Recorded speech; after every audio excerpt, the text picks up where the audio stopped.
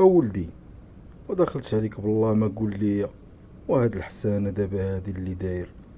وراه كنت ديك النهار دايز على غفلة من حدا الحانوت، وكنت يلاه هبطتي نتايا وغادي مع الطريق، والدراري الصغار بداو تيضحكوا عليك اولدي.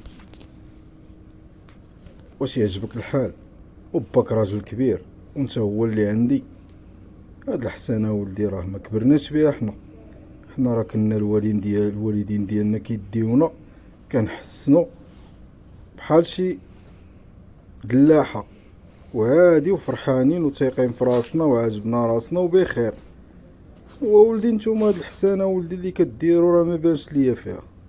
ايوا الله يرضي عليك ولدي، غدا ان شاء الله ندوز عند الحلاق وحيد عليا هاد المخدة اللي داير في راسك. خوادريون. الله يرضي عليك. يلا ولدي ما نعاودش معاك الهضره. تهلا. الا الوالد، هذيك راه الحسنه ديال الشي القديم، تكون خارج راسك كي الدلاحه. واش هذيك راه ماشي حسنه عصريه، هذه راه ولات حسنه اخرى، حسنه عصريه فيها الديكرادي، وهادشي مطلوب اصلا في الادارات. تكون تجيب حسنه عصريه وميجيش تجي راسك بحال داخل الجنين.